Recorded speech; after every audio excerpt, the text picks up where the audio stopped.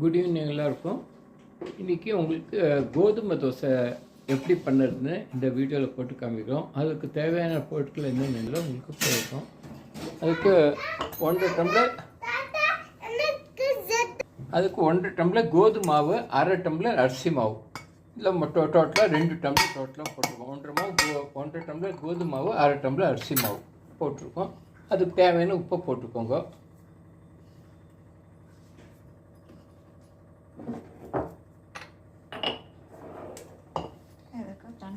இதுக்கு தண்ணி நல்லா கரைச்சிக்கோங்க, தோசை மாவு மாதிரி.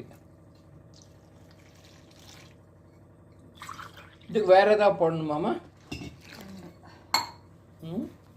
இதுக்கு வேறு எதாவது போடணுமா? இதுக்கா பச்சை மிளகா நறுக்கி போடலாம், குழந்தைக்கு வேணுங்கிறதுனால இன்னைக்கு போடலாம். இதில் பச்சை மிளகா நறுக்கி போடலாம், வெங்காயமும் பொடி பொடியாக நறுக்கி போடலாம். போட்டு நல்லாயிருக்கும். இப்போ வீட்டில் குழந்தைய இருக்கிறதுனால அது ரெண்டையும் நம்ம அவாய்ட் பண்ணுறோம். ஸோ நீங்கள் பண்ணணுன்னா இதில் எக்ஸ்ட்ராவாக பச்சை மிளகா பொடி பொடியாக நறுக்கி போட்டுக்கோங்க. வெங்காயத்தையும் பொடி பொடியாக நறுக்கிட்டு தோசை வார்த்துக்கலாம். வேறு எதுவும் இல்லை, ரொம்ப ஈஸி. டக்குன்னு வீட்டில் தோசை அரைக்கிறதுக்கு இல்லை தோசை மாவு இல்லையோன்னா டக்குன்னு வீட்டில் கோதுமை அரிசி மாவு இருந்தால் போதும். நல்லா கரைச்சிவிட்டு உடனே தோசை வார்த்துடலாம். ஊறணுமா? எவ்வளோ நாள்? 10 நிமிஷம் ஊறினா கூட போதும். ஸோ இது ரொம்ப சிம்பிளான டிஃபனு. உங்களுக்கு ஆக்சுவலி இது ஒரு 10-15 நிமிஷத்துலேயே உங்களுக்கு ரெடி பண்ணிடலாம் தோசையை. மிக்சியில் போட்டு ஒரு சுற்று சுற்றணுன்னா கூட ஒரு சுற்று வேணா மிக்சியில் ஒரு சுற்றிக்கோங்க ஒன்றா. ஏன்னா நம்ம கையை விடாமல் பண்ணுறதுனால கொஞ்சம் மிக்சியில் ஒரு சுற்றிட்டோன்னா ஒன்றா இதாகிடும். மிக்சியில் போட்டு ஒட்டாப்பில் ஒரு சுற்றிடுங்க போதும். இது நார்மலாக கையாலேயே போடலாம், கையெல்லாம் பட வேண்டாம்னு சொல்லிட்டு பண்ணுறோம். பட் ஒரு சுற்றிட்டு உங்களுக்கு அந்த மாவு எல்லாம் ஒன்றா சேர்ந்துக்கும். ஏன்னா இது எதுவும் அரைக்கணும் கிடையாது, ஆல்ரெடி அரைச்ச மாவு தான் ரெண்டுமே, ஜஸ்ட் மிக்சிங்காக தான்.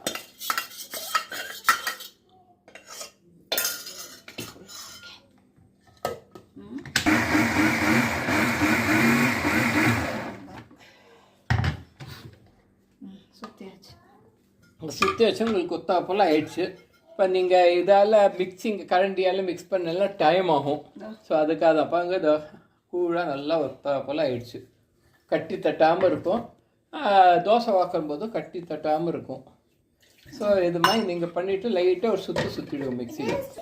ஆச்சுப்பாங்க நல்லா. இது ஒரு 10 நிமிஷம் ஊற வச்சுட்டு நீங்கள் தோசை வாக்கத்திடலாம். இப்போ ஒரு வெங்காயம் இது மாதிரி பொடிப்படியாக நறுக்கின்னு இருக்கோம். நான் ஏற்கனவே முதல்ல கொஞ்சம் முன்னால் சொன்னேன், குழந்தைகள் இருக்கிறதுனால வெங்காயம் பச்சை மிளகா போடலன்னு. பட் அந்த குழந்தைகளுக்கு மாத்திரம் தனியாக எடுத்து வச்சுட்டோம் மாவு, கரைச்ச மாவு. மீதி மாவில் இந்த வெங்காயத்தை பொடிப்படியாக நறுக்கினதையும் பச்சை மிளகா கருவேப்பிலை ஒரு 4-5 இலை கருவேப்பிலை நல்லா இது மாதிரி பொடிப்படியாக அதையும் நறுக்கிக்கோங்க.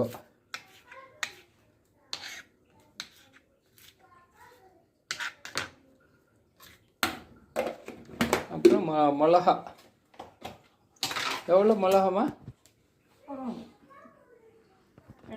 2 மிளகா கீறிட்டு நல்லா பொடிப்படியாக நறுக்கிக்கோங்க. வாயில் அம்பிடாத அளவுக்கு பொடிப்படியாக உரப்பு சேரணும். அப்பாங்க நல்லா அது மாதிரி கீறிட்டு அதை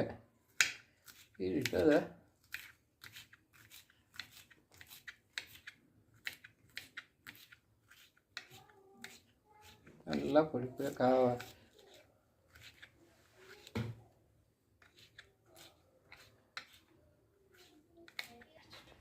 நல்லா பொடிப்படியாக நறுக்கியாச்சு.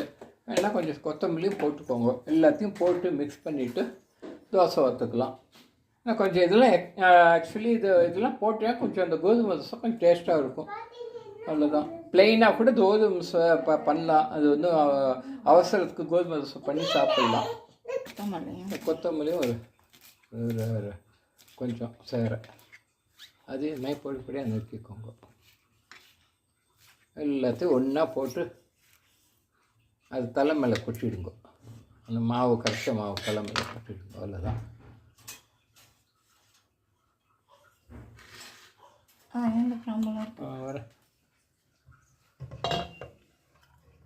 ஒன்றா போட்டு மிக்ஸ் பண்ணிவிடுங்க. ஒரு 10 நிமிஷம் ஊறினதுக்கப்புறம் எப்போ வேணாலும் வாத்துக்கலாம். எப்போ வேணால் வாத்துக்கலாம். 10 நிமிஷத்துக்கு அப்புறம் எப்போ வேணால் வாத்துக்கலாம். நீங்கள் 10 நிமிஷத்துக்கு அப்புறம் உடனே வாக்கணும் இல்லை, 10 நிமிஷம் ஊறணும் மினிமம். அதுக்கப்புறம் எப்போ வேணால் நீங்கள் வாத்துக்கலாம். இந்த மீதி இருந்தால் மறுநாள் கூட யூஸ் பண்ணிக்கலாம், நல்லாயிருக்கும். வெளியில் வச்சு பண்ணால் கொஞ்சம் புளிப்பு வந்துடும். ஃப்ரிட்ஜுக்குள்ளே வச்சு கூட நீங்கள் தோசை வாத்துக்கலாம். அதுதான் தோசைமா ரெடி. தோசை வாக்கிற போது காமிக்கிறோம். இப்போ தோசை பார்க்குறோம். வெங்காயம் போட்டது தான். வெங்காயமும் எல்லாம் தனியாக வெங்காயம் இல்லாமல் தனியாக வச்சுருக்கோம். அது குழந்தைகளுக்கு தனியாக இது மாதிரி வாத்துட்டு எடுக்க வேண்டியது தான். அவ்வளோதான், சூப்பராக வாத்தாச்சு. வாத்து எடுத்து உடனே காமிக்கிறோம் உங்களுக்கு. இது மாதிரி ஒரு பக்கம் எண்ணெய் ஊற்றுங்க, திருப்பிட்டு இன்னொரு பக்கம் எண்ணெய் ஊற்றுங்க. இதெல்லாம் எல்லாருக்கும் தோசை வாக்கிறது எல்லாருக்கும் தெரியும். அதை ஃபுல்லாக வீடியோ போட்டு காமிக்க அவசியம் இல்லை. பட் ஸ்டில் உங்களுக்கு இதில் சின்னதாக கிளிப்பு போட்டுட்டோம். தோசை திருப்பியாச்சு, ஒரு பக்கம் திருப்பியாச்சு, எடுத்து போட வேண்டியது தான். இதே மாதிரி ஒவ்வொரு தோசை வாத்தகம் நல்லா வரும். உங்களுக்கு ஒட்டிக்காமல் வரும். ஏன்னா கொஞ்சம் அரிசி மாவு மிக்ஸ் பண்ணியிருக்கிறதுனால ஒட்டாமல் வரும். இதை 15-20 மினிட்ஸில் நீங்கள் ரெடி பண்ணிடலாம் வீட்டில். அவசர டிஃபன் இது, அவசர டின்னர், அவசர டிஃபன் என்னாலும் காலையில் கூட டக்குன்னு இது எதுவும் அரிசி மாவு இல்லைன்னா கோதுமை மாவு போட்டு தோசை பார்த்துடலாம். அவ்வளோதான், சூப்பராக 5 ஸ்டார் தோசை ரெடி. அவ்வளோதான். இதோட நம்ம இந்த தோசை எப்படி பண்ணுறதுன்னு ரெசிப்பியை இந்த வீடியோவில் போட்டு காமிச்சிட்டோம். இன்னொரு நாள் வேறு புது வீடியோவில் வரும். தேங்க்யூ, பாய்.